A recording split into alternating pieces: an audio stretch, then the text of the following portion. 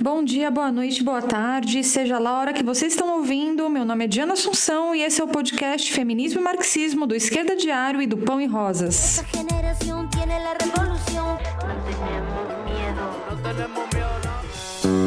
Bom, gente, a gente teve que fazer um programa extra sobre a pandemia do coronavírus, já que esse tipo de crise sempre vai recair mais sobre as mulheres, porque a gente vive numa sociedade capitalista patriarcal.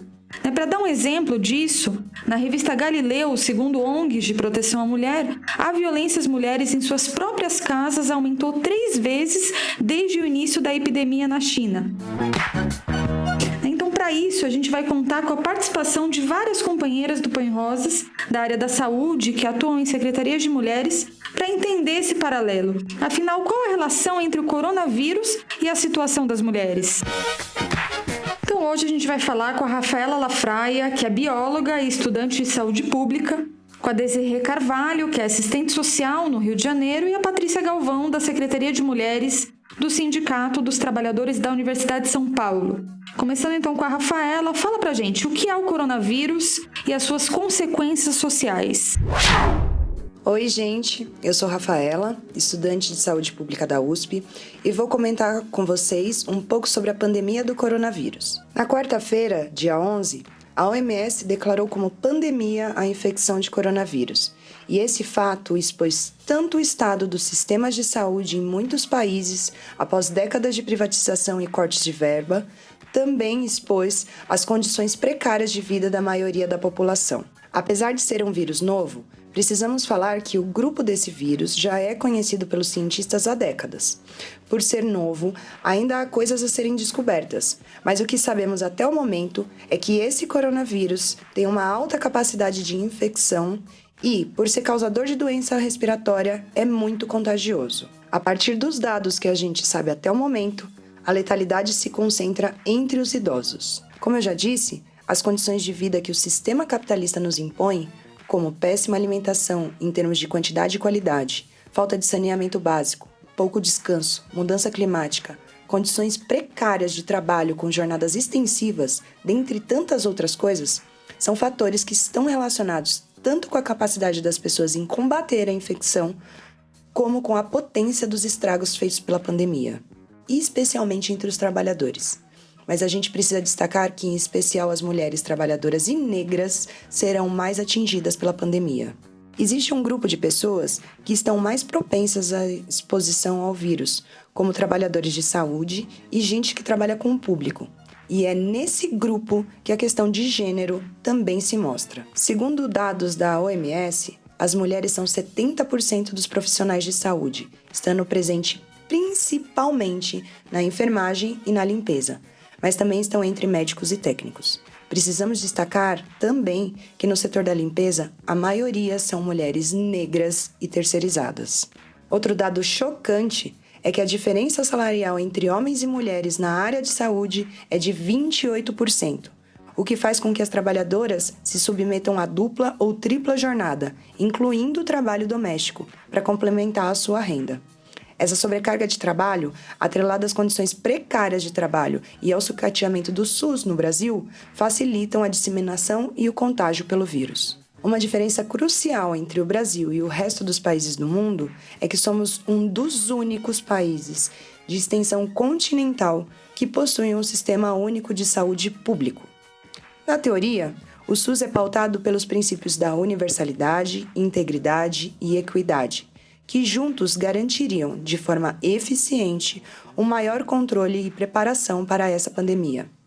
Precisamos defender incondicionalmente o SUS, denunciando e lutando contra todos os ataques em todos os âmbitos da saúde, que englobam a promoção, prevenção e assistência em saúde. No momento, o subfinanciamento que levou ao sucateamento do SUS, implementado por todos os governos desde sua criação, somado aos pacotes de reforma e ataques de Bolsonaro e Paulo Guedes, destroem a saúde, impedindo que todos tenham acesso à saúde integral, gratuita e de qualidade, e, portanto, seja um grande problema no controle adequado à pandemia, como eu coloquei. Por isso, o Estado precisa garantir que os trabalhadores e a população pobre que mais dependem do SUS recebam informações sobre como se prevenir, além de materiais necessários distribuídos gratuitamente, como o álcool em gel, além de colocar todos os recursos privados, como hospitais e empresas do ramo, a serviço da contenção dessa pandemia, da saúde dos trabalhadores e não do lucro dos capitalistas, sendo tudo isso controlado pelas mãos dos trabalhadores e da população. Muito obrigada, gente! Obrigada, Rafa. Agora a Patrícia vai contar um pouco também sobre os efeitos mais imediatos na vida das mulheres. Olá a todos, eu sou Patrícia Galvão, eu trabalho na USP e eu queria comentar um pouco sobre o coronavírus e a situação das mulheres trabalhadoras. Porque a gente está vendo em vários países, os governos têm tomado medidas para conter a disseminação do coronavírus e a suspensão das aulas tem sido uma dessas medidas. Aqui em São Paulo, o próprio João Dória já anunciou o cancelamento das aulas para a rede pública e para a rede particular. Só que ele não responde uma pergunta básica. Quem é que cuida dos filhos das mulheres trabalhadoras que não foram dispensadas do trabalho, das trabalhadoras dos hospitais? Porque para as famílias ricas, tem a babá, tem a empregada doméstica, e na real eles pouco se importam se a babá vai ficar doente. Tem um caso escandaloso no Rio de Janeiro de um casal infectado com coronavírus que obrigou a sua empregada a continuar trabalhando. Só que quem cuida do filho da babá, quem cuida do filho da empregada, quem cuida do filho de milhares de mulheres trabalhadoras que não foram dispensadas do trabalho? São nesses momentos de maior crise econômica e de crise sanitária que a gente vê o preço que o patriarcado cobra das mulheres, porque sobre nós recai a dupla jornada, o cuidado dos filhos, dos idosos, dos doentes. As mães trabalhadoras, sendo que uma boa parte delas é chefe de família, ou seja, do salário delas depende toda a família, elas se veem num dilema insolúvel entre trabalhar para ter o sustento ou a segurança dos seus filhos menores, porque a decisão de ser dispensada do trabalho cabe primeiro ao empresário e não aos próprios trabalhadores. Afinal, a lógica do capitalismo que sustenta o patriarcado é meu lucro vem primeiro que a vida dos trabalhadores. As mulheres trabalhadoras são maioria no trabalho precário, sobretudo na limpeza, e principalmente são mulheres negras. E sobre essas trabalhadoras, a gente vê que ainda vai recair ainda mais a sobrecarga de trabalho, porque anunciam aumentar a limpeza no metrô, no transporte, mas não falam nada sobre mais contratações para que essas trabalhadoras não estejam sujeitas a mais sobrecarga de trabalho e adoecimento. As mulheres caixa de supermercado, que trabalham no call center, na fábrica, nas empresas em geral, se elas faltam, elas são demitidas. Tem um dado importante da FGV que quase metade das mães saem do trabalho porque são demitidas ou porque não tem como se manter trabalhando e cuidando dos filhos nos primeiros 12 meses após o parto. Se as empresas sequer respeitam a licença maternidade, elas vão tolerar que uma trabalhadora se ausente do trabalho para cuidar dos filhos porque não tem aulas? Diante dessa possibilidade do colapso do sistema de saúde, que está sendo preparado há anos pelos governos, porque privatizam, sucateiam, não contratam, a gente vai ver que o Estado ele toma medidas para jogar nas costas das mulheres e das famílias a responsabilidade em relação a essa crise. Ou seja, como se fosse um assunto privado que dependesse de responsabilidade individual. E essa crise do coronavírus aprofunda a crise econômica, causando queda dos lucros, como a gente tem acompanhado durante a semana. E aí, demissões em massa não vão esperar. E será principalmente sobre aqueles que têm um trabalho mais precário é que vai recair primeiro essas demissões.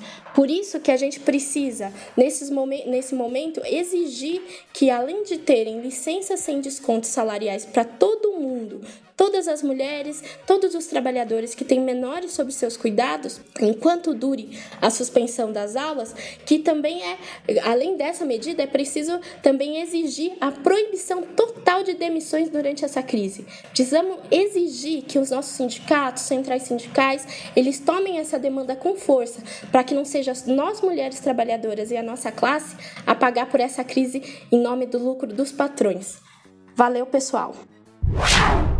Obrigada, Patrícia. Realmente muito importante esses elementos que tornam de fato a vida das mulheres trabalhadoras ainda mais difícil. E por fim, a Desirê vai falar sobre a situação da saúde das mulheres no Rio de Janeiro. Fala aí pra gente, Desirê. Meninas, olá pessoal. Meu nome é Desirê, eu sou assistente social e atuo na área da saúde. Estou aqui para falar sobre a saúde no Rio de Janeiro, o coronavírus e a vida das mulheres. Acho que todo mundo que minimamente acompanha as redes sociais e os telejornais já se deparou com alguma notícia bizarra referente à saúde no Rio de Janeiro. Estou falando aqui de um processo importante de precarização e ataque à saúde pública. Em sua maioria, hoje, o Rio de Janeiro tem a saúde administrada pelas organizações sociais de saúde, ou seja, empresas privadas que são contratadas por meio de licitação e elas que gerem e administram esses serviços, da atenção básica até hospitais. Isso tem afetado categoricamente a saúde pública no Rio, que vai desde a falta de insumos básicos para atendimento à população, falta de gasolina nas ambulâncias, falta de gás, de medicamento, mas também, principalmente, ataque às condições de trabalho dos trabalhadores, questão que culminou, inclusive, numa greve importante no final do ano, onde os trabalhadores, cansados de ficarem recorrentemente com seus salários atrasados, cruzaram seus braços, reivindicando do Crivella e também das OS o pagamento imediato dos seus salários e questionando, principalmente, as condições da saúde que eram ofertadas à população do Rio. Quando a gente fala de saúde, a gente não está falando somente do processo de não doença, mas a gente está falando das condições materiais para a população, inclusive, ter imunidade para poder lidar com um vírus como o coronavírus, Hoje não está colocada no Rio de Janeiro essa condição. É uma cidade que passa por um processo importante de crise, que é a cidade que mais perdeu emprego de carteira assinada de 2019, que tem mais de 1 milhão de desempregados, que a maioria dos trabalhadores estão nos trabalhos informais, e a cara da terceirização no Rio é a cara da mulher e a cara da mulher negra, que são a maioria hoje da população no Rio de Janeiro. E isso piora ainda mais se a gente pensa, inclusive, nas condições materiais de vida. Hoje, após a privatização, o processo de privatização da SEDAI que aconteceu em 2017, a maior parte da população pobre e periférica, moradora de favela, tem saindo das suas torneiras água podre. Ou seja, não somente o coronavírus é uma questão importante a se pensar hoje no Rio de Janeiro, mas a gente está falando de um processo de precarização da vida material dos setores mais precários da população, que já vem sendo afetada e pode ainda ser maior afetada com o coronavírus. Obrigada, gente. Tchau. Obrigada, Desirê. Bom, pessoal, esse foi o programa extra sobre o coronavírus e a situação das mulheres. A gente vai seguir lutando contra essa pandemia e em defesa da situação dos setores mais explorados e oprimidos da nossa sociedade. Até a próxima, curtam e compartilhem.